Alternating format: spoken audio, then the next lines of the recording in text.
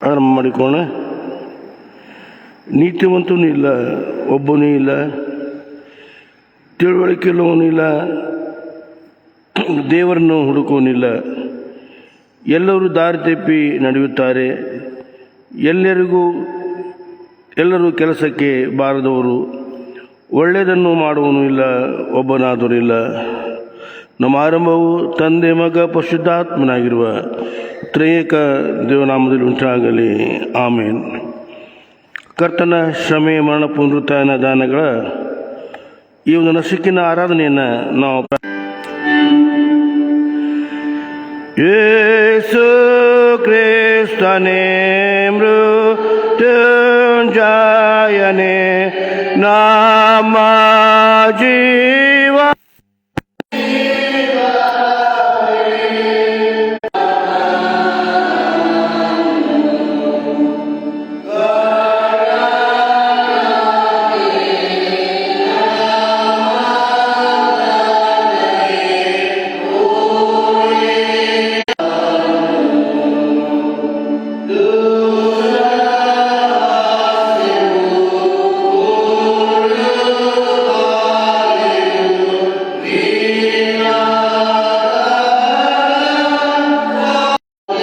ಬಂದಂಥ ನಮ್ಮ ರಕ್ಷಕನಾಗಿರುವಂಥ ಯೇಸು ಸ್ವಾಮಿಯೇ,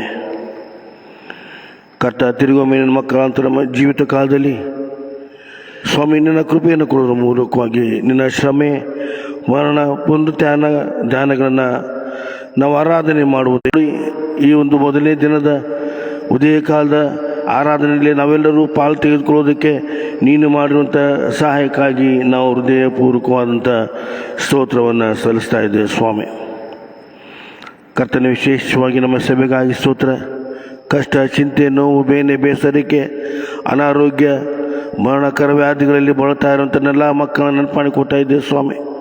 ಆರೋಗ್ಯದಾಯಕನೇ, ಶಾಂತಿಯನ್ನು ಕೊಡುವ ಆತನೇ, ಸಮಾಧಾನ ಕೊಡುವ ಆತನೇ, ನೀನೇ ಅವರಿಗೆ ಬೇಕಾದಂಥ ಎಲ್ಲ ವಿಧವಾದಂಥ ಶಾಂತಿಯನ್ನು, ಸಮಾಧಾನವನ್ನು ಕೊಟ್ಟು ಈ ಲೋಕದ ಯಾತ್ರೆಯಲ್ಲಿ ಅವರನ್ನು, ಅವರ ಕುಟುಂಬವನ್ನು, ಅವರ ಮಕ್ಕಳನ್ನ ಮುನ್ನಡೆಸಿ ಎಂಬುದಾಗಿ ನಾವು ಕೇಳ್ಕೊಳ್ತಾ ಇದ್ದೇವೆ ಸ್ವಾಮಿ. ಕರ್ತನೆ, ವಿಶೇಷವಾಗಿ ಎಲ್ಲ ಸಭಾಪಾಲಕರಿಗಾಗಿ, ಸಭಾಪಾಲ ಸಮಿತಿಯವರಿಗಾಗಿ ಸ್ತೋತ್ರ ಸ್ವಾಮಿ. ಸಭಾಪಾಲಕರಿಗೆ ಬೇಕಂತ ಆರೋಗ್ಯ ಭಾಗ್ಯವನ್ನು, ನಿನ್ನ ಕೃಪೆಯನ್ನು ಕೊಡು ಸ್ವಾಮಿ. ಸೇವೆ ಒತ್ತಡ ನಿಮಿತ್ತವಾಗಿ ಆತ್ಮನ ವರಗಳನ್ನು ತುಂಬಿಸಿ ಕರ್ತನೆ, ಈ ಒಂದು ಶ್ರಮ, ಮರಣ, ಧ್ಯಾನಗಳಲ್ಲಿ ಯಾವ ರೀತಿಯಾಗಿ ಸೇವಕರನ್ನು ಕರೆಸಬೇಕೆಂಬುದಾಗಿ ಅವ್ರಿಗೆ ಬೇಕಾದಂಥ ವಿಚಾರವನ್ನು ಕೊಡು ಸ್ವಾಮಿ. ಕರ್ತನೆ, ಈ ರೀತಿಯಾಗಿ ಈ ಆರಾಧನೆಯ ಪ್ರಾರಂಭವು, ಮಧ್ಯವು, ಅಂತ್ಯವು ನೀನು ಆಯ್ದುಕೊಂಡು ಎಲ್ಲ ವಿಷಯಗಳಲ್ಲಿ ನೀನು ತಾಳ್ಮೆ ಹೊಂದಬೇಕೆಂಬುದಾಗಿ ನಜರೇತಿನ ಯೇಸುವಿನ ಪವಿತ್ರವಾದ ನಾಮದಲ್ಲಿ ನಮ್ರತೆಯಿಂದ ತಗ್ಗಿಸಿಕೊಂಡು ನಿನ್ನ ಪಾದಕೇರಿಗೆ ಬೇಡಿಕೊಂಡು ಹೊಂದಿದೆ ನಮ್ಮ ತಂದೆ ಆದವರೇ. ಆಮೇನ್, ಆಮೇನ್. ನಾವು ಆರಾಧನೆಯನ್ನು ಮುಂದುವರಿಸುತ್ತಾ ಈ ರೀತಿಯಾಗಿ ನಾವು ರಾಗವನ್ನು ಹಾಡಿಕೋಣ. ಅತ್ಯಂತ ಪ್ರಿಯ ಯೇಸು ನಿನ್ನ ನಾಮ ಕೊಂಡಾಡುವೆ ಎಂಬುದಾಗಿ 1 ಮತ್ತು 2, 3 ಕ್ಷಣ ಮಾತ್ರ ನಾವು ಹಾಡಿಕೋಣ.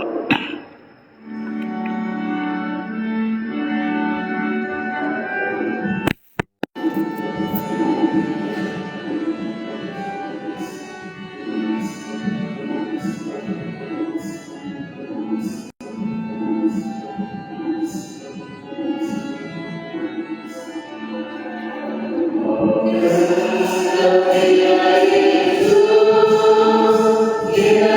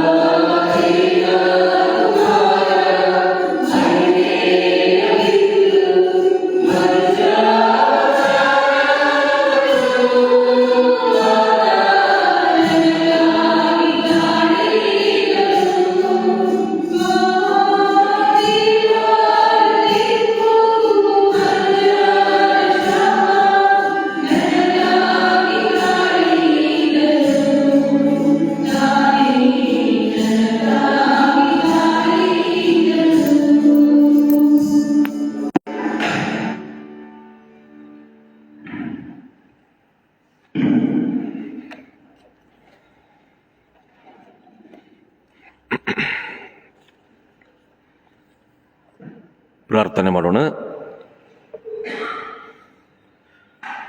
ಪ್ರಿಯ ರಕ್ಷಕನಾದಂಥ ಯೇಸು ಸ್ವಾಮಿ,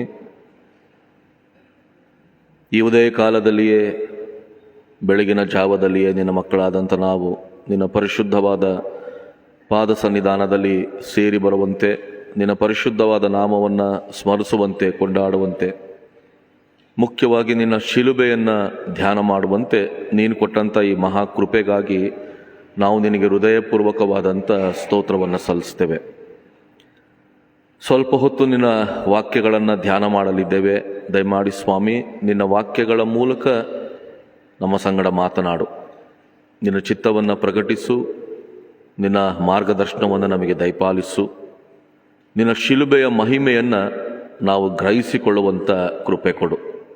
ಕೂಡಿ ಬಂದಂಥ ನಮ್ಮೆಲ್ಲರನ್ನ ಮತ್ತು ಈ ಬಾನುಲಿಯ ಮೂಲಕ ಸ್ವಾಮಿ ಆರಾಧನೆಯಲ್ಲಿ ಭಾಗಿಗಳಾದಂಥ ಪ್ರತಿಯೊಬ್ಬ ನಿನ್ನ ಮಕ್ಕಳನ್ನು, ಜಾಲತಾಣದ ಮೂಲಕ ಈ ಆರಾಧನೆಯಲ್ಲಿ ಭಾಗಿಗಳಾದಂಥ ಪ್ರತಿಯೊಬ್ಬ ನಿನ್ನ ಮಕ್ಕಳನ್ನು ನೀನು ಆಶೀರ್ವದಿಸು ಎಂಬುದಾಗಿ ಪ್ರಾರ್ಥಿಸುತ್ತಾ ಈ ದೀನ ವಿಜ್ಞಾಪನೆಯನ್ನು ದೀನತೆಯಿಂದ ಬೇಡಿಕೊಳ್ಳುತ್ತೇವೆ.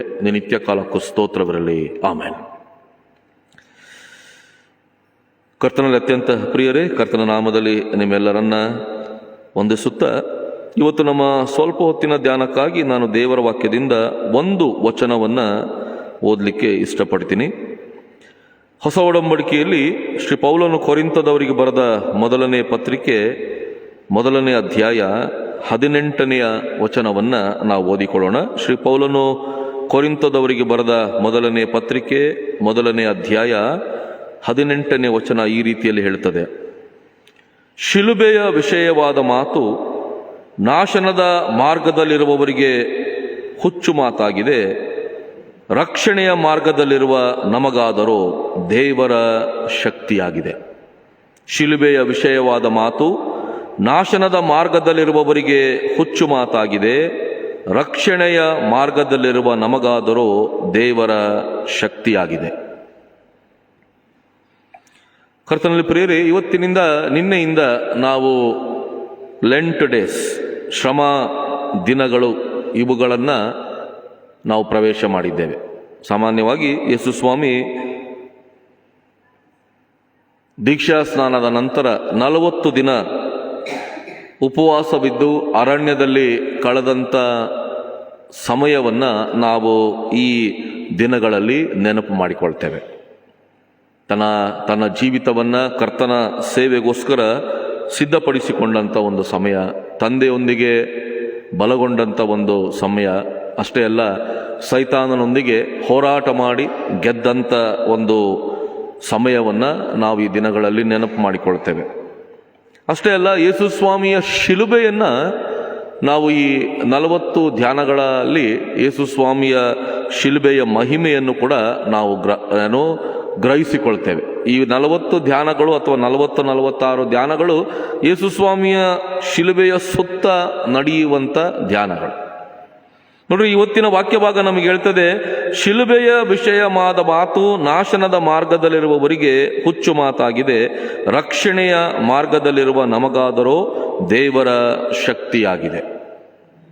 ಸಾಮಾನ್ಯವಾಗಿ ಎಲ್ಲೇ ಒಂದು ಶಿಲುಬೆಯ ಚಿಹ್ನೆ, ಕ್ರಾಸ್ನ ಚಿಹ್ನೆ ನೋಡಿದ್ದೆ ನಮಗೆ ಗೊತ್ತಾಗೋದೇನೆಂದರೆ ಕ್ರಿಶ್ಚಿಯನ್ರು ಇಲ್ಲಿದ್ದಾರೆ ಅನ್ನುವಂಥದ್ದು, ಅಥವಾ ಒಂದು ಚರ್ಚ್ ಇಲ್ಲಿದೆ.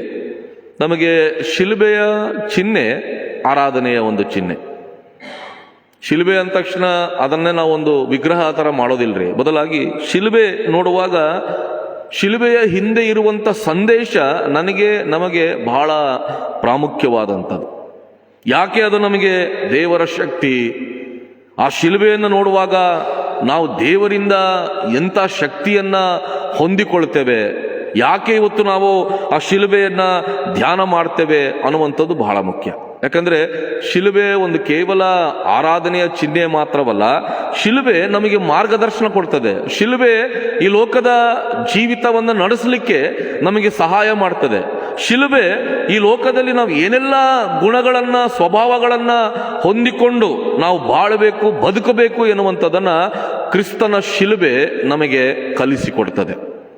ಇವತ್ತು ನಮ್ಮ ದೇವಾಲಯದ ಒಳಗಿರ್ಬೋದು, ಹೊರಗೆ ಇರ್ಬೋದು, ಕಾಣುವಂಥ ಶಿಲುಬೆಯ ಚಿಹ್ನೆ ಅದು ಕ್ರಿಸ್ತನನ್ನ ಪ್ರಕಟಿಸುವಂಥ, ಯೇಸು ಸ್ವಾಮಿಯನ್ನ ಪ್ರಕಟಿಸುವಂಥ ಒಂದು ಚಿಹ್ನೆ ಆಗಿದೆ. ಹಾಗಾದ್ರೆ ಪ್ರಿಯರೇ, ಸ್ವಲ್ಪ ಹೊತ್ತು ನಾವು ಧ್ಯಾನ ಮಾಡೋಣ.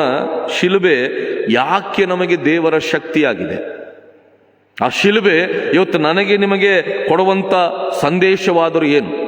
ಇವತ್ತು ಆ ಶಿಲುಬೆಯ ಮೂಲಕ ನಾವುಗಳು ಏನೆಲ್ಲ ಗುಣಗಳನ್ನು, ಸ್ವಭಾವಗಳನ್ನು ಕಲಿಬೇಕಾಗಿದೆ, ಅದನ್ನು ನಮ್ಮ ಸಮಾಜದಲ್ಲಿ ನಾವು ಪ್ರತಿಬಿಂಬಿಸಬೇಕಾಗಿದೆ ಎನ್ನುವಂಥದ್ದನ್ನು ಸ್ವಲ್ಪ ಹೊತ್ತು ನಾವು ಧ್ಯಾನ ಮಾಡಿ ತಿಳ್ಕೊಳ್ಳುವಂಥ ಪ್ರಯತ್ನ ಮಾಡೋಣ. 5 ವಿಚಾರಗಳಿವೆ ರೀ.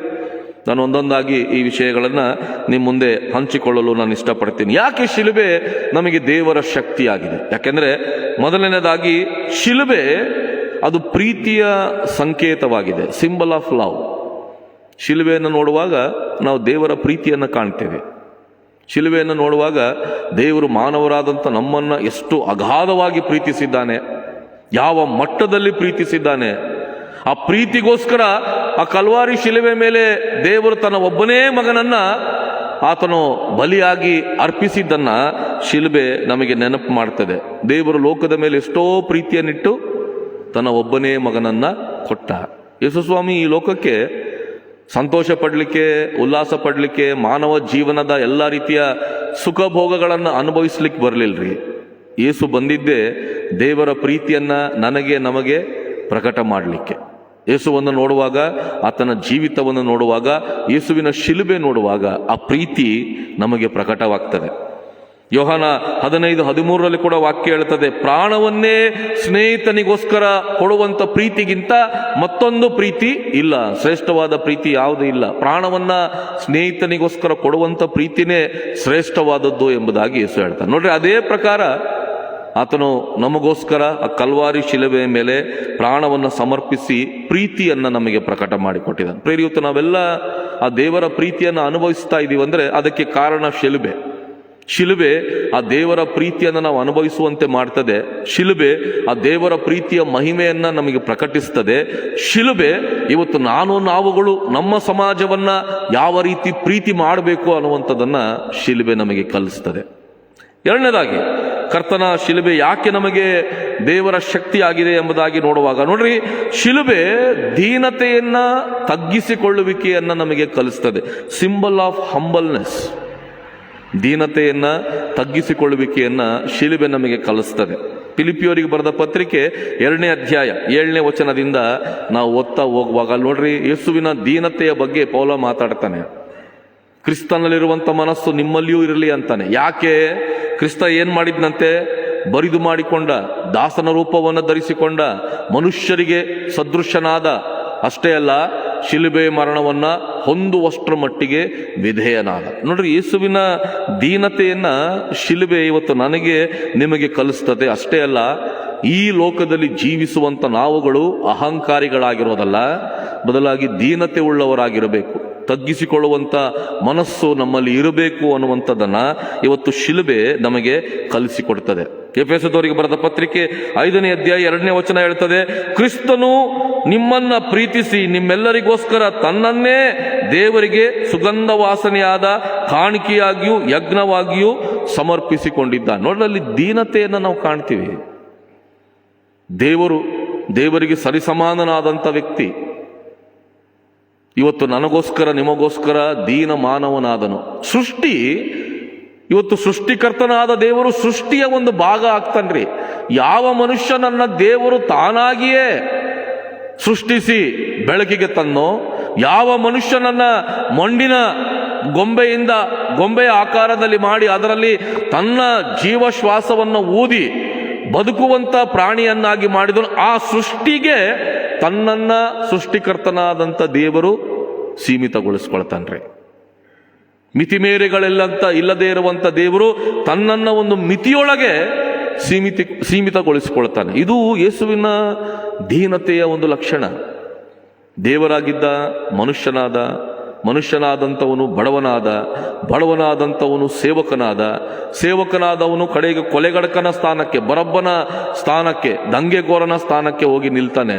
ಕೊಲೆಗಡಕನಾದಂಥ ವ್ಯಕ್ತಿ ಕಡೆಗೆ ಮರಣವನ್ನು ಹೊಂದ್ತಾನೆ. ಅಷ್ಟೇ ಅಲ್ಲ, ಮರಣ ಹೊಂದಿದಂಥ ವ್ಯಕ್ತಿ ಸಮಾಧಿಯ ಅವಸ್ಥೆಗೆ, ಕೊಳೆಯುವಂಥ ಅವಸ್ಥೆಯವರೆಗೆ ಒಬ್ಬ ದೇವರು ತನ್ನನ್ನು ತಗ್ಗಿಸಿಕೊಂಡು ದೀನನಾಗ್ತಾನ್ರಿ. ಇವತ್ತು ಇಂಥ ದೀನತೆ ನಾವು ಪ್ರಪಂಚದಲ್ಲಿ ಎಲ್ಲಿ ಕಾಣೋದಿಲ್ಲ, ಕ್ರಿಸ್ತನಲ್ಲಿ ಮಾತ್ರ ಕಾಣ್ತೇವೆ. ಇವತ್ತು ಆ ದೀನತೆ ಶಿಲುಬೆ ನಮಗೆ ಕಲಿಸ್ತದ್ರಿ. ಕ್ರಾಸ್ ನೋಡುವಾಗ ನಾವು ಬರೇ ಕ್ರಾಸಿನ ಚಿಹ್ನೆ ನಮ್ಮ ಎದೆಗಳ ಮೇಲೆ ಮಾಡ್ಕೊಳ್ತೀವಿ. ಬರೀ ಅಷ್ಟು ಮಾಡ್ಕೊಂಡ್ರೆ ಸಾಲದು. ಶಿಲುಬೆ ಕೊಡುವಂಥ ಸಂದೇಶದಂತೆ ಇವತ್ತು ನಾವುಗಳು ಜೀವಿಸಬೇಕಾಗಿದೆ. ದೀನತೆಯಿಂದ ತಗ್ಗಿಸಿಕೊಳ್ಳಬೇಕಾಗಿದೆ. ಅದಕ್ಕಾಗಿ ಯೇಸು ಹೇಳ್ತಾನೆ, ತನ್ನನ್ನ ಬರಿದು ಮಾಡಿಕೊಳ್ಳುವಂಥವನು ಅಥವಾ ತನ್ನನ್ನ ತಗ್ಗಿಸಿಕೊಳ್ಳುವಂಥವನು ಹೆಚ್ಚಿಸಲ್ಪಡ್ತಾನೆ. ತನ್ನನ್ನು ಹೆಚ್ಚಿಸಿಕೊಳ್ಳುವ ಪ್ರತಿಯೊಬ್ಬನೂ ತಗ್ಗಿಸಲ್ಪಡ್ತಾನೆ. ಇವತ್ತು ನಾವು ದೀನತೆ ಉಳ್ಳವರಾಗಿರಬೇಕು. ದೀನತೆ ನಮಗೆ ಬಹಳ ಅಗತ್ಯ. ಉಬ್ಬಿನಿಂದ ದೊಬ್ಬು, ಗರ್ವದಿಂದ ಭಂಗ, ಎಲ್ಲಿ ಹೆಮ್ಮೆಯೋ ಅಲ್ಲಿ ನಾಚಿಕೆ ಎಂಬುದಾಗಿ 3 ವಾಕ್ಯಗಳು ಜ್ಞಾನೋಕ್ತಿ ಗ್ರಂಥದಲ್ಲಿ ಬಹಳ ಸ್ಪಷ್ಟವಾಗಿ ಹೇಳ್ತದೆ. ಅಹಂಕಾರಿಗಳ ಜೀವಿತ ಯಾವ ಸ್ಥಿತಿಯಲ್ಲಿ ಇರ್ತದೆ ಅಂತ. ಕರ್ತನಲ್ಲಿ ಪ್ರೇರಿಯುತ್ತ ನಮ್ಮ ಜೀವನದಲ್ಲಿ ಇವತ್ತು ನಾವು ಅಹಂಕಾರಿಗಳಾಗಿರೋದಲ್ಲ, ದೀನರಾಗಿರಬೇಕು. ಶಿಲುಬೆ ಆ ದೀನತೆಯನ್ನ ಕಲಿಸ್ತದ್ರಿ. ಮಿಷನರಿಗಳು ವಿದೇಶಗಳಿಂದ ಬಂದರು, ತಮ್ಮ ಐಷಾರಾಮಿನ ಜೀವಿತಗಳನ್ನು ಬಿಟ್ಟು ನಮ್ಮ ದೇಶಕ್ಕೆ ಬಂದರು. ಎದಕ್ಕೆ ಬಂದ್ರಿ? ಶಿಲುಬೆಯ ಈ ಪ್ರೀತಿ, ಶಿಲುಬೆಯ ಈ ದೀನತೆ ಇವತ್ತು ಅವರನ್ನು ಪ್ರೇರೇಪಿಸಿತು. ಬೇರೆ ಬೇರೆ ದೇಶಗಳಿಗೆ ಹೋಗಿ ಸುವಾರ್ತೆಯನ್ನು ಹೊತ್ತು ಹೋದರು. ಧರ್ಮವನ್ನು ಹೊತ್ತು ತೆಗೆದು ಬರಲಿಲ್ಲರಿ ಅವರು ಮಿಷನರಿಗಳು. ಸುವಾರ್ತೆಯನ್ನು ಹೊತ್ತು ತಂದ್ರವರು. ಮಾನವನು ಯಾವ ರೀತಿಯಲ್ಲಿ ಮನುಷ್ಯನಾಗಿ ಜೀವಿಸಬೇಕು ಎನ್ನುವಂಥದ್ದನ್ನ ಮಿಷನರಿಗಳು ಇವತ್ತು ನಮಗೆ ಕಲಿಸಿಕೊಟ್ಟಿದ್ದಾರೆ. ಯಾಕೆ? ಕರ್ತನ ಶಿಲುಬೆ ಅವರನ್ನು ಪ್ರೇರೇಪಿಸಿದೆ. ಮೂರನೇದಾಗಿ ಶಿಲುಬೆಯ ಸಂಕೇತ ಏನು, ಯಾಕೆ ಶಿಲುಬೆ ನಮಗೆ ದೇವರ ಶಕ್ತಿಯಾಗಿದೆ, ಏನು ಕಲಿಸ್ತದೆ ಶಿಲುಬೆ ನಮಗೆ ಅಂತ ನಾವು ಮೂರನೇದು ನೋಡುವಾಗ, ಶಿಲುಬೆ ತ್ಯಾಗ ಬಲಿದಾನವನ್ನು ನಮಗೆ ಕಲಿಸಿಕೊಡ್ತದ್ರಿ. ಸಿಂಬಲ್ ಆಫ್ ಸ್ಯಾಕ್ರಿಫೈಸ್, ತ್ಯಾಗ ಮತ್ತು ಬಲಿದಾನದ ಜೀವಿತವನ್ನು ನಮಗೆ ಕಲಿಸಿಕೊಡ್ತದೆ. ಗಲಾತ್ಯ 1:4 ವಾಕ್ಯ ಹೇಳ್ತದೆ, ನಮ್ಮ ಪಾಪಗಳ ದೆಸೆಯಿಂದ ತನ್ನನ್ನ ಮರಣಕ್ಕೆ ಒಪ್ಪಿಸಿದನು. ಯಾರು? ಯೇಸು ಸ್ವಾಮಿ. ಯಾರಿಗೋಸ್ಕರ? ಆತ ತಾನು ಪಾಪ ಮಾಡಿ, ತಾನು ದಂಗೆಗಳನ್ನು ಮಾಡಿ, ತಾನು ರೋಮ ಚಕ್ರವರ್ತಿ ವಿರುದ್ಧವಾಗಿ ಕಾರ್ಯಗಳನ್ನು ಮಾಡಿ ಶಿಲುಬೆಗೇರ್ಲಿಲ್ರಿ. ನಮ್ಮ ಪಾಪದ ದೆಸೆಯಿಂದ ಆತ ನಾನು ನೀವು ಹೊಂದಬೇಕಾದಂಥ ಮರಣವನ್ನ, ನಾನು ನೀವುಗಳು ಹೊಂದಬೇಕಾದಂಥ ಯಾತನೆಯನ್ನ, ನಾನು ನೀವುಗಳು ಅನುಭವಿಸಬೇಕಾದಂಥ ಸಂಕಷ್ಟಗಳನ್ನ ಆತ ಶಿಲುಬೆಯ ಮೇಲೆ ಅನುಭವಿಸಿ ಇವತ್ತು ನನಗೆ ನಿಮಗೆ ಬಿಡುಗಡೆಯನ್ನ ಯೇಸು ಸ್ವಾಮಿ ಕೊಟ್ಟಿದ್ದಾನೆ. ಆ ತ್ಯಾಗ ಇವತ್ತು ನಮ್ಮ ಜೀವನದಲ್ಲಿ ಅವಶ್ಯವಾಗಿ ಬೇಕು. ಆಗಲೇ ನಾನು ಓದಿದಂಥ ವಾಕ್ಯ ಎಫೆಸ 5:2 ಕೂಡ ಹೇಳ್ತದೆ, ಕ್ರಿಸ್ತನು ನಿಮ್ಮನ್ನು ಪ್ರೀತಿಸಿ ನಿಮ್ಮೆಲ್ಲರಿಗೋಸ್ಕರ ತನ್ನನ್ನೇ ದೇವರಿಗೆ ಸುಗಂಧ ವಾಸನೆಯಾದ ಕಾಣಿಕೆಯಾಗಿಯೂ ಯಜ್ಞವಾಗಿಯೂ ಸಮರ್ಪಿಸಿಕೊಂಡ. ಹಾಗಾದ್ರೆ ಇವತ್ತು ನಮ್ಮ ಜೀವಿತದಲ್ಲಿ ಕೂಡ ಶಿಲುಬೆ ನಮಗೇನು ಹೇಳ್ತದೆ? ನಾವು ನಮಗೋಸ್ಕರ ಬದುಕುವಂಥವರಲ್ಲ, ನಾವು ನಮಗೋಸ್ಕರ ಬಾಳಬೇಕಾದಂಥವರಲ್ಲ. ನಮ್ಮ ಜೀವಿತ ತ್ಯಾಗ ಬಲಿದಾನಗಳಿಂದ ತುಂಬಿದಂಥ ಜೀವನವಾಗಬೇಕು. ಶಿಲುಬೆ ಇವತ್ತು ನಮಗೆ ಅದು ಕಲಿಸ್ತದ್ರಿ. ಸ್ವಾರ್ಥ ಪರ ಮನೋಭಾವಗಳನ್ನು ಇವತ್ತು ನಾವು ಬಿಡಬೇಕು. ಪರಹಿತವನ್ನ ಇವತ್ತು ನಮ್ಮ ಜೀವನದಲ್ಲಿ ನಾವು ಚಿಂತಿಸಬೇಕು, ಆಲೋಚಿಸಬೇಕು. ಆ ಪರಹಿತಕ್ಕೋಸ್ಕರ ಇವತ್ತು ನಾವು ತವಕಿಸಬೇಕು. ಮಿಷನರಿಗಳು ಬಂದಾಗ ಅವರು ತಮ್ಮ ಸ್ವಾರ್ಥಕ್ಕಾಗಿ ಬರಲಿಲ್ಲ. ಇವತ್ತು ಇಲ್ಲಿ ಮಿಷನರಿಗಳ ಸಮಾಧಿಗಳು ನಮ್ಮ ಚರ್ಚ್ನ ಪಕ್ಕದಲ್ಲೇ ಇವೆ. ಏನ್ ಸೂಚಿಸ್ತದ್ರಿ? ಅವರೇನು ಸುಖ ಪಡುವುದಕ್ಕಾಗಿ, ಸಂತೋಷ ಪಡುವುದಕ್ಕಾಗಿ, ಉಲ್ಲಾಸ ಪಡುವುದಕ್ಕಾಗಿ, ನಾನು ಹೋಗಿ ಸ್ವಲ್ಪ ಭಾರತ ದೇಶದಲ್ಲಿ ಹೋಗಿ ಒಂದು ಸ್ವಲ್ಪ ಆರಾಮಾಗಿ ಇದ್ದು ಬರ್ತೀನಪ್ಪ, ಎಂಜಾಯ್ ಮಾಡಿ ಬರ್ತೀನಿ, ಟೂರ್ ಮಾಡಿ ಬರ್ತೀನಿ ಅಂತ ಬರಲಿಲ್ರಿ ಮಿಷನರಿಗಳು. ಸೇವೆ ಮಾಡುವುದಕ್ಕಾಗಿ ಬಂದರು. ತಮ್ಮನ್ನ ತ್ಯಾಗ ಮಾಡಿಕೊಳ್ಳುವುದಕ್ಕಾಗಿ, ಬಲಿದಾನ ಮಾಡಿಕೊಳ್ಳುವುದಕ್ಕಾಗಿ, ಕ್ರಿಸ್ತನಿಗೋಸ್ಕರ ತಮ್ಮನ್ನು ತ್ಯಾಗ ಮಾಡಿಕೊಳ್ಳುವುದಕ್ಕಾಗಿ, ಬಲಿದಾನ ಮಾಡಿಕೊಳ್ಳುವುದಕ್ಕಾಗಿ ಇವತ್ತು ಮಿಷನರಿಗಳು ಬಂದರು. ಯಾಕೆ? ಶಿಲುಬೆ ಅವರನ್ನು ಪ್ರೇರೇಪಿಸಿದೆ, ಶಿಲುಬೆ ಅವರನ್ನು ನಡೆಸಿದೆ. ಶಿಲುಬೆಯ ಸಂದೇಶವನ್ನ ನಮ್ಮ ಮಧ್ಯದಲ್ಲಿ ಬಂದವರು ಜೀವಿಸಿ ತೋರಿಸಿ ಹೋಗಿದ್ದಾರೆ ನಮಗೆ. ಹಾಗಾದ್ರೆ ಇವತ್ತು ನಾವುಗಳು ಕ್ರಿಸ್ತನ ಶಿಲುಬೆಯ ಮಾದರಿಯನ್ನ ನಮ್ಮ ಜೀವಿತಗಳಲ್ಲಿ ಕೂಡ ನಾವು ಅನುಭವಿಸಬೇಕಾಗಿದೆ.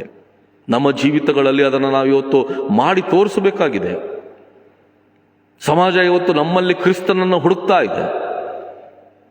ಹಾಗಾದ್ರೆ ಇವತ್ತು ಆ ಕ್ರಿಸ್ತ ನಮ್ಮಲ್ಲಿ ಕಾಣಬೇಕಾದ್ರೆ ಈ ಶಿಲುಬೆಯ ಲಕ್ಷಣಗಳನ್ನು ಇವತ್ತು ಸಭೆಯಾಗಿ, ಕುಟುಂಬವಾಗಿ, ವೈಯಕ್ತಿಕವಾದಂಥ ಕ್ರೈಸ್ತಳಾಗಿ ಇವತ್ತು ನಾವು ಈ ಶಿಲುಬೆಯ ಸಂದೇಶವನ್ನು ಜೀವಿಸುವಾಗ ಇವತ್ತು ನಮ್ಮ ಸಮಾಜ ನಮ್ಮ ಮೂಲಕ ಯೇಸುವನ್ನು ಕಾಣ್ತದೆ. 4ನೇದಾಗಿ, ಶಿಲುಬೆ ನನಗೆ ನಿಮಗೆ ಯಾಕೆ ದೇವರ ಶಕ್ತಿಯಾಗಿದೆ, ಏನು ನಮಗೆ ಶಿಲುಬೆ ಕಲಿಸ್ತದೆ ಎಂಬುದಾಗಿ ನೋಡುವಾಗ, ಶಿಲುಬೆ ವಿಧೇಯತೆಯನ್ನು ನಮಗೆ ಕಲಿಸ್ತದೆ. Symbol of obedience. ಶಿಲುಬೆ ನೋಡುವಾಗ ಅಲ್ಲಿ ದೇವಕುಮಾರನಾದ ಕರ್ತನು ತನ್ನ ತಂದೆ ದೇವರ ಚಿತ್ತವನ್ನ ನೆರವೇರಿಸಿದ್ದನ್ನ, ತನ್ನ ತಂದೆ ದೇವರ ಚಿತ್ತವನ್ನ ನೆರವೇರಿಸುವುದಕ್ಕಾಗಿ ತ್ಯಾಗವಾದದ್ದನ್ನ, ಬಲಿದಾನವಾದದ್ದನ್ನ, ತನ್ನನ್ನು ತಾನು ಅಲ್ಲಿ ಸಮರ್ಪಿಸಿ ಯಜ್ಞವಾದದ್ದನ್ನ ಆ ಶಿಲುಬೆ ಇವತ್ತು ನನಗೆ ನಿಮಗೆ ಕಲಿಸಿಕೊಡ್ತದ್ರಿ. ಎಷ್ಟರ ಮಟ್ಟಿಗೆ ಅಂದ್ರೆ ಶಿಲುಬೆಯ ಮರಣವನ್ನ ಹೊಂದುವಷ್ಟರ ಮಟ್ಟಿಗೆ ಇವತ್ತು ಯೇಸು ಸ್ವಾಮಿ ವಿಧೇಯನಾಗ್ತಾರೆ. ಇವತ್ತು ನಾವುಗಳು ನಮ್ಮ ಜೀವನದಲ್ಲಿ ದೇವರ ಚಿತ್ತಕ್ಕೆ ವಿಧೇಯರಾಗುವಂಥದ್ದನ್ನು ಕಲಿಬೇಕು. ರೋಮಾಪುರದವರಿಗೆ ಬರೆದ ಪತ್ರಿಕೆ 5ನೇ ಅಧ್ಯಾಯ 19ನೇ ವಚನ ಹೇಳ್ತದೆ, ಒಬ್ಬನ ಅವಿಧೇಯತ್ವದಿಂದ ಎಲ್ಲರೂ ಹೇಗೆ ಪಾಪಿಗಳಾದರೋ ಹಾಗೆಯೇ ಒಬ್ಬನ ವಿಧೇಯತ್ವದಿಂದ ಎಲ್ಲರೂ ನೀತಿವಂತರಾಗುವರು. ಆದಾಮ ದೇವರ ಚಿತ್ತಕ್ಕೆ ವಿರುದ್ಧವಾಗಿ ಏದೇನ್ ತೋಟದಲ್ಲಿ ನಡೆದ, ಪಾಪ ಪ್ರವೇಶವಾಯಿತು, ಮರಣದ ಪ್ರವೇಶವಾಯಿತು, ಮನುಷ್ಯ ಬಂಧನಗಳಿಗೆ ಸಿಲುಕಿಕೊಂಡ, ಅನೇಕ ಬೇಡವಾದಂಥ ಒಂದು ವಿಚಾರಗಳೆಲ್ಲ ಸೃಷ್ಟಿಯಲ್ಲಿ ಉದ್ಭವವಾದವು. ಕಳೆಗಳು, ಮುಳ್ಳುಗಿಡಗಳು ಸೃಷ್ಟಿಯಲ್ಲಿ ಬೆಳಿಲಿಕ್ಕೆ ಶುರುವಾಯಿತು. ದೇವರು ಸೃಷ್ಟಿಯನ್ನ ಸೃಷ್ಟಿಸಿದಾಗ ಅದು ಬಹು ಒಳ್ಳೆಯದಾಗಿ ದೇವ್ರ ಕಣ್ಣಿಗೆ ಕಾಣ್ತಂತ್ರಿ. ಖುಷಿ ಪಡ್ತಾನೆ ದೇವರು. ತಾನು ಸೃಷ್ಟಿಸಿದಂಥ ಸೃಷ್ಟಿಯನ್ನ ಪರಲೋಕದಿಂದ ನೋಡಿ ದೇವರು ಸಂತೋಷ ಪಡ್ತಾನೆ. ಬಹಳ ಒಳ್ಳೆಯದಾಗಿ ದೇವ್ರ ಕಣ್ಣಿಗೆ ಕಾಣ್ತದೆ ಆ ಸೃಷ್ಟಿ. ಆದರೆ ಮನುಷ್ಯನ ಒಂದು ತಪ್ಪು ಇಡೀ ಸೃಷ್ಟಿಯ ಚಿತ್ರಣವನ್ನೇ ಬದಲಾಯಿಸ್ತದೆ. ದ್ವೇಷ, ಅಸೂಯೆಗಳು ಮನೆ ಮಾಡ್ತವೆ. ಆದಿಕಾಂಡ 1ನೇ ಅಧ್ಯಾಯದಿಂದ ನಾವು ಓದ್ತಾ ಹೋಗುವಾಗ, 1ನೇ ಅಧ್ಯಾಯದಿಂದ 5ನೇ ಅಧ್ಯಾಯದವರೆಗೆ ನಾವು ಓದುವಾಗ ನೋಡ್ರಿ, ಸೃಷ್ಟಿ ಯಾವ ರೀತಿ ಪತನಗೊಳ್ತಾ ಬಂತು ಮನುಷ್ಯನ ಅವಿಧೇಯತೆಯಿಂದ ಅನ್ನುವಂಥದ್ದನ್ನ ಬಹಳ ಚಂದವಾದಂಥ ರೀತಿಯಲ್ಲಿ ಆ 5 ಅಧ್ಯಾಯಗಳಲ್ಲಿ ನಾವು ಓದಬಹುದು.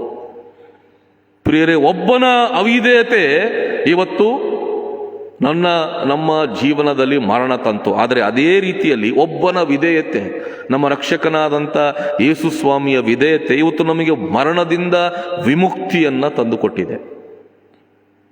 ಒಬ್ಬನ ವಿಧೇಯತೆ ಕರ್ತನಲ್ಲಿ ಪ್ರಿಯವತ್ತು ನಮ್ಮ ಜೀವನದಲ್ಲಿ ವಿಧೇಯರಾಗುವಂಥದ್ದನ್ನ ನಾವು ರೂಢಿಸಿಕೊಳ್ಳಬೇಕಾಗಿದೆ. ದೇವರ ಚಿತ್ತಕ್ಕೆ ರೀ, ಬೈಬಲ್ ಏನು ಹೇಳ್ತದೆ ಆ ಬೈಬಲ್ನಂತೆ ನಡೆಯುವಂಥ ಜೀವಿತ ನಂದು ನಿಮ್ಮದು ಆಗಬೇಕು. ಯೇಸು ಅದನ್ನೇ ಮಾಡ್ದ. ಹಳೆ ಒಡಂಬಡಿಕೆ ಎಲ್ಲ ಶಾಸ್ತ್ರಗಳಲ್ಲಿ 2000 ವರ್ಷಗಳ ಹಿಂದೆ ಆತನ ಕುರಿತು ಏನೆಲ್ಲ ವಾಗ್ದಾನಗಳಿದ್ವೋ ಆ ಎಲ್ಲ ವಾಗ್ದಾನಗಳನ್ನ ಯೇಸು ಸ್ವಾಮಿ ನೆರವೇರಿಸ್ತಾ ಬಂದ. ಆತನ ಬಗ್ಗೆ ಮೊದಲೇ ಯೆಶಾಯ ಪ್ರವಾದನೆ ನುಡಿದಿದ್ದ. ಜಜ್ಜಲ್ಪಡ್ತಾನೆ, ಮುರಿದು ಹಾಕಲ್ಪಡ್ತಾನೆ, ಯಾತನೆಯನ್ನು ಅನುಭವಿಸ್ತಾನೆ, ವಧ್ಯಸ್ಥಾನಕ್ಕೆ ಒಯ್ಯಲ್ಪಡುವಂಥ ಕುರಿಯಂತೆ ಹೋಗ್ತಾನೆ, ಉಣ್ಣೆ ಕತ್ತರಿಸುವವರ ಮುಂದೆ ಮೌನವಾಗಿರುವಂಥ ಕುರಿಯಂತೆ ಆತನು ಸಹ ಇರ್ತಾನೆ. ನೋಡ್ರಿ, ಇವೆಲ್ಲ ಯೇಸು ಸ್ವಾಮಿಯ ಶಿಲುಬೆಯ ಮರಣದ ಸಂದರ್ಭದಲ್ಲಿ ನಡೆದಂಥ ಘಟನೆಗಳು ಇವೆಲ್ಲವುಗಳನ್ನು ನೆರವೇರಿಸ್ತಾ ಬಂದಿದೆ ವಿಧೇಯತೆ. ಪ್ರೇರಿತ ನಾವುಗಳು ಕೂಡ ದೇವರ ಚಿತ್ತಕ್ಕೆ ವಿಧೇಯರಾಗಬೇಕು, ವಿಧೇಯತೆಯನ್ನು ತೋರಬೇಕು. ವಿಧೇಯತೆಯ ಜೀವಿತವನ್ನ ಇವತ್ತು ನಾವುಗಳು ನಮ್ಮ ಜೀವನದಲ್ಲಿ ನಡೆಸಬೇಕಾಗಿದೆ. ದೇವರು ಅದನ್ನು ನಮ್ಮಿಂದ ಬಯಸ್ತಾನೆ. ಶಿಲುಬೆ ಇವತ್ತು ನಮಗೆ ವಿಧೇಯತೆ ಕರೆ ಕೊಡ್ತದೆ. ಮಗನೇ, ಮಗಳೇ, ನನ್ನ ಚಿತ್ತಕ್ಕೆ ವಿಧೇಯರಾಗ್ರಿ, ನನ್ನ ವಾಕ್ಯಗಳಿಗೆ ವಿಧೇಯರಾಗ್ರಿ, ನನ್ನ ಅಪ್ಪಣೆಗಳಿಗೆ ವಿಧೇಯರಾಗ್ರಿ. ನೀವು ವಿಧೇಯರಾಗುವುದರ ಮೂಲಕ ಸಮಾಜವನ್ನು ಕೂಡ ವಿಧೇಯತೆಗೆ ನಡೆಸ್ರಿ. ಇವತ್ತು ಆ ಸಂದೇಶವನ್ನು ಶಿಲುಬೆ ನಮಗೆ ಕೊಡುವಂಥದ್ದಾಗಿದೆ. ಪ್ರಿಯರೇ, ಇವತ್ತು ಎಷ್ಟರ ಮಟ್ಟಿಗೆ ದೇವರ ವಾಕ್ಯಕ್ಕೆ ನಾವು ವಿಧೇಯರಾಗ್ತಾ ಇದ್ದೀವಿ ಆಲೋಚನೆ ಮಾಡಬೇಕಾಗಿದೆ. ಕಡೆಯದಾಗಿ ಶಿಲುಬೆಯ ಬಗ್ಗೆ ನಾವು ಧ್ಯಾನ ಮಾಡುವಾಗ, ಶಿಲುಬೆ ಯಾಕೆ ನಮಗೆ ದೇವರ ಶಕ್ತಿಯಾಗಿದೆ ಅಂದರೆ, ನೋಡ್ರಿ, ಶಿಲುಬೆ ಸೇವಾ ಮನೋಭಾವವನ್ನು ನಮಗೆ ತಿಳಿಸ್ತದೆ, ಕಲಿಸ್ತದೆ. Symbol of ಸರ್ವೆಂಟ್ಹುಡ್. ನಾವುಗಳು ದಾಸಿಯರು, ದೇವರಿಗೆ ದಾಸರು, ದೇವರಿಗೆ ದಾಸಿಯರು. ಆ ದಾಸತ್ವದ ಜೀವಿತವನ್ನ ಈ ಲೋಕದಲ್ಲಿ ನಮ್ಮ ಕರ್ತನಿಗೋಸ್ಕರ ನಾವುಗಳು ಸಾಗಿಸಬೇಕಾದಂಥವರು. ಮತ್ತಾಯ 20:28 ಹೇಳ್ತಾನೆ, ಮನುಷ್ಯ ಕುಮಾರನು ಸೇವೆ ಮಾಡಿಸಿಕೊಳ್ಳುವುದಕ್ಕೆ ಬರಲಿಲ್ಲ, ಸೇವೆ ಮಾಡುವುದಕ್ಕೂ ಅನೇಕರನ್ನು ಬಿಡಿಸಿ ರಕ್ಷಿಸುವುದಕ್ಕೂ ಈ ಲೋಕಕ್ಕೆ ಬಂದ. ಸೇವೆ ಮಾಡ್ಲಿಕ್ಕೆ ಯೇಸು ಸ್ವಾಮಿ ಬರಲಿಲ್ಲರಿ, ಮಾಡಿಸ್ಕೊಳ್ಳಿಕ್ಕೆ ಬರಲಿಲ್ಲ. ಕಾಲ್ ತೊಳೆ ಬರ್ರಪ್ಪ, ಕಾಲ್ ಮುಗಿ ಬರ್ರಪ್ಪ. ಎಲ್ಲಿ ಹೋದರೂ ಕೂಡ ಅಲ್ಲಿ ದೊಡ್ಡ ದೊಡ್ಡ ಸ್ಥಾನಮಾನಗಳು, ಗದ್ದಿಗೆಗಳು, ಇವನ್ನ ಅಪೇಕ್ಷಿಸಿ ಯೇಸು ಬರಲಿಲ್ಲ. ತಾನೇ ಜನರ ಬಳಿಗೆ ಹೋಗ್ತಿದ್ದ, ತಾನೇ ಜನರೊಟ್ಟಿಗೆ ಸಮಯ ಕಳೀತಿದ್ದ, ತಾನೇ ರೋಗಿಗಳ ಬಳಿಗೆ ರೋಗಿಗಳನ್ನು ಹುಡುಕಿಕೊಂಡು ಹೋಗ್ತಾ ಇದ್ದ ನಮ್ಮ ಸ್ವಾಮಿ. ತಾನು ಆರಾಮಾಗಿ ಒಂದು ಕಡೆ ಗುರುವಿನಂತೆ ಕುಂತು ಎಲ್ಲರ ಆತನ ಬಳಿಗೆ ಬಂದು ಆಶೀರ್ವಾದ ತಗೋಬೇಕೆಂಬುದಾಗಿ ಯೇಸು ಬಯಸಲಿಲ್ಲ, ಮಾಡಲಿಲ್ಲ. ಅಂತ ಜೀವನ ನಮಗೆ ಕಲಿಸಲಿಲ್ಲ. ತಾನೇ ಹೋಗ್ತಾ ಇದ್ದ ಜನರ ಹತ್ರ, ತಾನೇ ಜನರೊಟ್ಟಿಗೆ ಬೆರೀತಾ ಇದ್ದ, ತಾನೇ ರೋಗಿಗಳನ್ನು ಹುಡುಕೊಂಡು ಹೋಗಿ ಸ್ವಸ್ಥತೆ ಕೊಡ್ತಾ ಇದ್ದ. ತನ್ನ ಬಳಿಗೆ ಯಾರೇ ಬರಲಿ, ಯಾರನ್ನೂ ಯೇಸು ಸ್ವಾಮಿ ದೂರ ಮಾಡಲಿಲ್ಲ, ಅವ್ರನ್ನ ಮುಟ್ತಾ ಇದ್ದ. ಕುಷ್ಠರೋಗಿಗಳು ಯೇಸು ಸ್ವಾಮಿ ಬಳಿಗೆ ಬಂದರು, ಅಸಹ್ಯ ಪಡಲಿಲ್ಲ ಯೇಸು ಸ್ವಾಮಿ. ಯಾಕೆ? ಕುಷ್ಠರೋಗ ಹರಡುವಂತ ರೋಗ, ಆದರೂ ಅಸಹ್ಯ ಪಡಲಿಲ್ಲ ಯೇಸು ಸ್ವಾಮಿ. ಅವರನ್ನು ಮುಟ್ಟಿ ಅವರನ್ನು ಸ್ವಸ್ಥಪಡಿಸ್ತಾ ಇದ್ದ. ನೋಡ್ರಿ, ಇದು ಸೇವಾ ಮನೋಭಾವದ ಲಕ್ಷಣಗಳು. ನಮ್ಮ ಸ್ಥಾನಗಳನ್ನ, ನಮ್ಮ ಮಾನಗಳನ್ನ, ನಮ್ಮ ಘನತೆ ಗೌರವಗಳನ್ನ ನಾವು ಬಿಡಬೇಕ್ರಿ. ಯೇಸು ಅದನ್ನ ಕಲಿಸ್ತಾ ಇದ್ದಾನೆ. ನಾನು ಉನ್ನತವಾದ ಸ್ಥಾನದಲ್ಲಿರ್ತೀನಿ, ಎಲ್ಲರೂ ಬಂದು ನನಗೆ ತಲೆ ಬಾಗಬೇಕು, ನನ್ನ ಕಾಲಿಗೆ ನಮಸ್ಕಾರ ಮಾಡಬೇಕು, ನನ್ನ ಮುಂದೆ ಕೈ ಜೋಡಿಸ್ಕೊಂಡು ಕುದುರಬೇಕು. ಇವು ಯಾವುಗಳನ್ನ ಯೇಸು ಸ್ವಾಮಿ ಎಲ್ಲಿಯೂ ಕೂಡ ಸ್ವಾರ್ಥಗಳಲ್ಲಿ ಮಾಡಲಿಲ್ಲ. ಆತನ ಜೀವನ ಇವು ಯಾವುಗಳನ್ನ ಪ್ರತಿನಿಧಿಸಲಿಲ್ಲ, ಪ್ರತಿಬಿಂಬಿಸಲಿಲ್ಲ. ಆತ ಮಾಡಿದ್ದು ಸೇವೆ, ಯಥಾರ್ಥವಾದ ಸೇವೆ, ದೀನತೆಯ ಸೇವೆ, ತಗ್ಗಿಸಿಕೊಂಡಂತ ಸೇವೆ, ದೇವರಿಗೆ ಮಹಿಮೆ ತರುವಂತ ಸೇವೆ. ದೆವ್ವಗಳು ಆತನ ಬಗ್ಗೆ ಹೊಗಳುವಾಗ ಬಾಯಿ ಮುಚ್ಚಿಸ್ತಾ ಇದ್ದ. ಸ್ವಸ್ಥತೆ ಮಾಡಿದವರಿಗೆ ಹೇಳ್ತಾ ಇದ್ದ, ಇದನ್ನು ಎಲ್ಲಿ ಪ್ರಚಾರ ಮಾಡಬೇಡ್ರಿ. ಯಾಕಂದ್ರೆ ಯೇಸು ಸ್ವಾಮಿಗೆ ತನ್ನನ್ನು ಪ್ರಕಟಿಸ್ಕೊಳ್ಬೇಕನ್ನುವಂಥ ಮನಸ್ಸೇ ಇರಲಿಲ್ಲ ರೀ. ಆತ ಏನಿದ್ರು ಪ್ರತಿಯೊಂದರಲ್ಲಿ ತಂದೆಯ ಚಿತ್ತದ ನೆರವೇರುವಿಕೆಗಾಗಿ ಹಾತೊರಿತಾ ಇದ್ದ ಯೇಸು ಸ್ವಾಮಿ. ತಾನು ಯಾವ ಉದ್ದೇಶದಿಂದ ಈ ಲೋಕಕ್ಕೆ ಬಂದಿದ್ದೀನೋ ಆ ಉದ್ದೇಶವನ್ನು ನೆರವೇರಿಸಬೇಕು ಎನ್ನುವಂಥ ಮನೋಭಾವ ಯೇಸುವಿನದಾಗಿತ್ತು. ಪ್ರೇರಿತ ನಮ್ಮ ಜೀವನದಲ್ಲಿ ಈ ಶಿಷ್ಯತ್ವವನ್ನು ನಾವು ಕಲಿಬೇಕು. ಯೋಹಾನ್ ಬರೆದ ಸುವಾರ್ತೆ 13ನೇ ಅಧ್ಯಾಯ ನೋಡುವಾಗ ಅಲ್ಲಿ ಶಿಷ್ಯರ ಕಾಲುಗಳನ್ನು ಯೇಸು ತೊಳಿತಾನ್ರಿ. ಯಾರ್ಯಾರಿದ್ರು? 12 ಮಂದಿ ಶಿಷ್ಯರ ಯಾರ್ಯಾರಿದ್ರಿ? ಒಬ್ಬನು ಬಂಕಿದವನಿದ್ದ, ನೀನು ಯಾರೋ ನನಗೆ ಗೊತ್ತಿಲ್ಲ ಅಂತೇಳಿ ಹೇಳುವಂಥ ಸ್ಥಿತಿಯಲ್ಲಿ ಪೇತ್ರ. ಒಬ್ಬ ಏನೋ ಅಪನಂಬಿಕೆ ಪಟ್ಟವನಿದ್ದ, ನಾನು ಆತನ ಕೈಗಳಲ್ಲಿ ಗಾಯಗಳಲ್ಲಿ ಕೈ ಹಾಕದ ಹೊರತು, ಪಕ್ಕೆಯಲ್ಲಿ ಬೆರಳು ಹಾಕದ ಹೊರತು ನಾನು ನಂಬೋದಿಲ್ಲ ಅಂದಂತ ಒಬ್ಬ ವ್ಯಕ್ತಿ ಇದ್ದ. ಅವನನ್ನು ಹಿಡುಕೊಟ್ಟು ಆತನಿಗೆ ಬೆನ್ನಿಗೆ ಚೂರಿ ಹಾಕುವಂತ ಶಿಷ್ಯ ಇಸ್ಕರಿಯುತ್ತ ಯೂದ ಅಲ್ಲಿದ್ದ. ನೋಡ್ರಿ, ಆ ಎಲ್ಲ ಶಿಷ್ಯರ ಕಾಲುಗಳನ್ನ ಯೇಸು ತೊಳಿತಾನ್ರಿ. ಪ್ರಚಾರ ಮಾಡ್ಕೊಳ್ಳಿಕ್ಕೆ ಯೇಸು ತೊಳಿಲಿಲ್ರಿ. ಇವತ್ತು ನಮ್ಮ ಸಮಾಜದಲ್ಲಿ ಕಾಲುಗಳನ್ನ ತೊಳಿತೀವಿ, ಎಲ್ಲ ಪ್ರಚಾರ. ವಿಡಿಯೋಗಳನ್ನ ಇಟ್ಕೊಂಡು ಕಾಲುಗಳನ್ನ, ಬೇರೆಯವ್ರದ್ದು ಕಾಲುಗಳನ್ನ ತೊಳೆದು ಆ ವಿಡಿಯೋಗಳನ್ನ ಆನ್ಲೈನ್ಗೆ, ಫೇಸ್ಬುಕ್ಕಿಗೆ ಅಥವಾ ಇನ್ಸ್ಟಾಗ್ರಾಮಿಗೆ, ಅವು ಬೇರೆ ಬೇರೆ ಇವುಗಳಿಗೆಲ್ಲ ಅಪ್ಲೋಡ್ ಮಾಡ್ತೀವಿ. ಇದಲ್ರಿ ಕಾಲು ತೊಳೆಯೋ ಸೇವೆ. ಅಲ್ಲಿ ಯೇಸು ಕಾಲು ತೊಳೆದು ಶಿಷ್ಯರಿಗೆ ಹೇಳ್ತಾನೆ, ಇವತ್ತು ನಿಮ್ಮ ಗುರು ಆಗಿರುವಂತ ನಾನು ಈ ಸೇವೆ ಮಾಡಿರಲಾಗಿ, ಈ ರೀತಿ ಮಾಡಿರಲಾಗಿ ನೀವು ಸಹ ಇದನ್ನ ನಿಮ್ಮ ಜೀವನದಲ್ಲಿ ಮುಂದುವರಿಸಿರಿ, ಒಬ್ಬರ ಕಾಲನ್ನು ಒಬ್ಬರು ತೊಳಿರಿ ಅನ್ನುವಂಥ ಸಂದೇಶವನ್ನ ಯೇಸು ಅಲ್ಲಿ ಕೊಡ್ತಾನೆ. ಪ್ರಚಾರ ಮಾಡ್ಕೊಳಕ್ಕಲ್ಲ, ದೇವರಿಗೆ ಮಹಿಮೆ ತರುವುದಕ್ಕಾಗಿ. ಕರ್ತನಲ್ಲಿ ಪ್ರೇರಿತ ನಮ್ಮ ಜೀವನದಲ್ಲಿ ಈ ಸೇವಾ ಮನೋಭಾವ ಬಹಳ ಅಗತ್ಯವಾಗಿ ಬೇಕು. ಇವತ್ತು ಎಲ್ಲಿ ನೋಡಿದ್ರು ಆಸ್ಪತ್ರೆಗಳಿವೆ, ಸೇವೆ ನಡೀತಾ ಇದೆ. ಇವತ್ತು ನಮ್ಮ ಜರ್ಮನ್ ಆಸ್ಪತ್ರೆ ಸಾಕ್ಷಿ ಇದೆ, ಮಿಷನರಿಗಳಿಂದ ಸ್ಥಾಪಿತವಾದಂಥದ್ದು. ಎದಕ್ಕೆ? ಸೇವಾ ಮನೋಭಾವ. ಇವತ್ತು CMC ವೆಲ್ಲೂರಿನಲ್ಲಿ ಭಾರಿ ದೊಡ್ಡ ಆಸ್ಪತ್ರೆ, ಇಡೀ ಏಷ್ಯಾ ಖಂಡದಲ್ಲಿಯೇ ಹೆಸರು ಮಾಡಿದಂಥ ಆಸ್ಪತ್ರೆ. ಯಾರು ಮಾಡಿದ್ದು? ಮಿಷನರಿಗಳು. ಎದಕ್ಕೆ? ಸೇವೆ. ರೋಗಿಗಳ ಮಧ್ಯದಲ್ಲಿ ಸೇವೆ ಮಾಡಬೇಕು, ಶಿಕ್ಷಣ ಸೇವೆಯನ್ನು ಕೊಡಬೇಕು.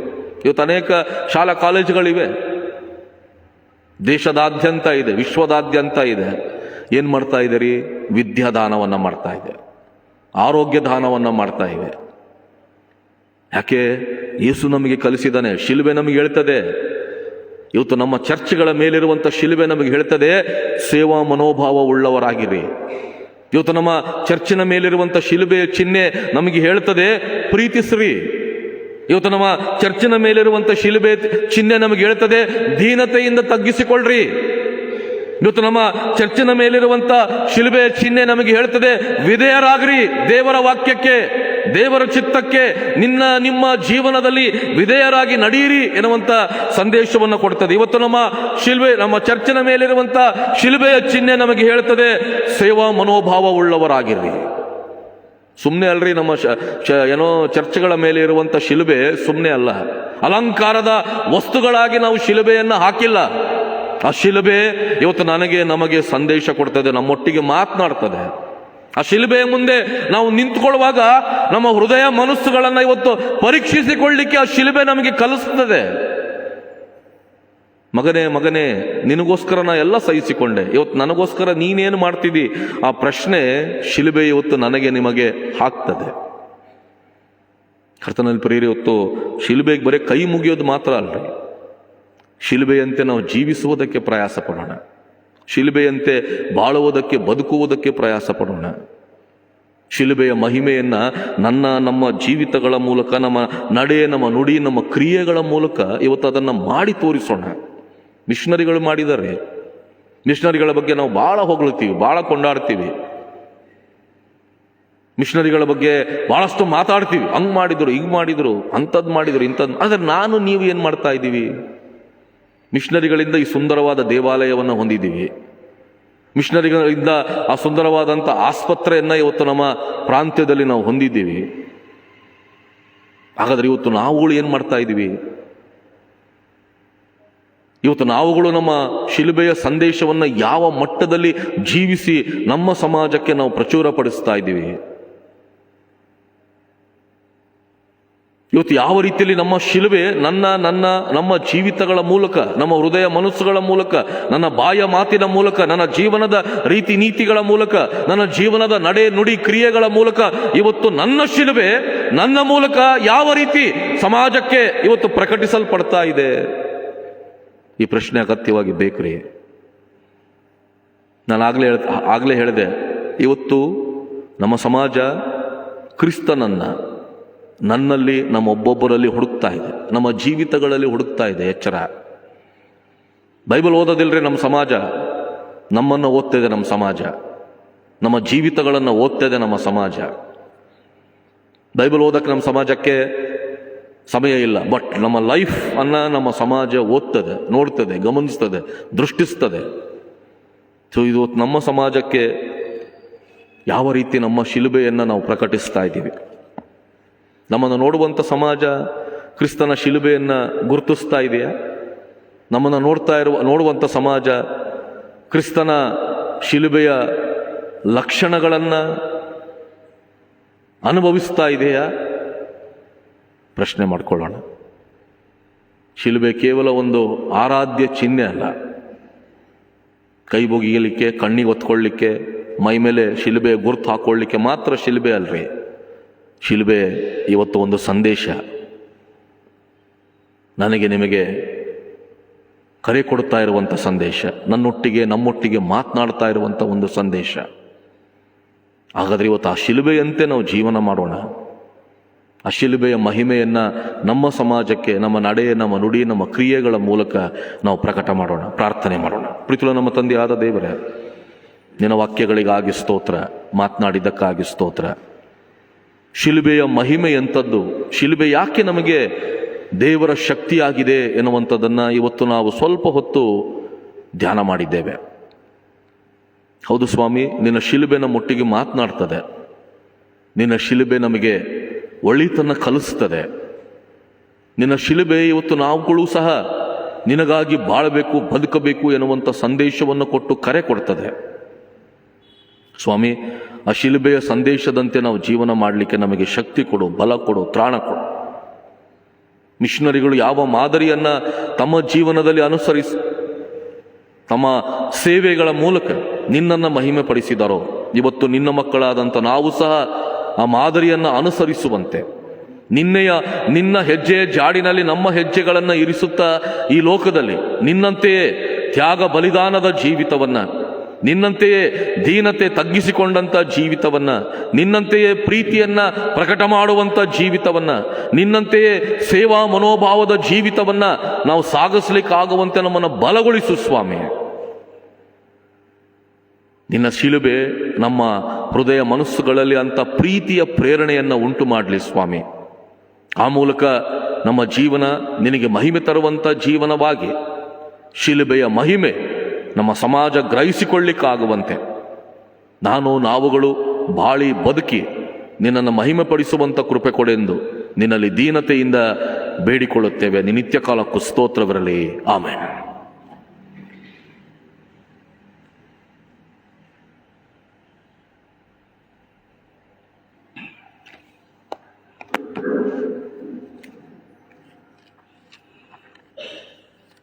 ನಾವು ಕೊನೆಯದಾಗಿ ಹಾಡುವಂಥ ಸಂಗೀತದಲ್ಲಿ 197ನೇ ಸಂಗೀತವನ್ನು ನಾವು ರಾಗ ಮಾಡಿಕೋಣ. ಸಂಗೀತಗಳಲ್ಲಿ 197, ದೇವ ಸೇವೆ ಮಾಡು ಕಾಲ ನೀಗುತ್ತೆ, ಜಾಗರೂಕನಾಗು ಜನ ಸಾಹಿತ್ಯ 1 ಮತ್ತು 3ನೇ ಚರಣವನ್ನು ಮಾತ್ರ ನಾವು ರಾಗ ಮಾಡಿಕೋಣ.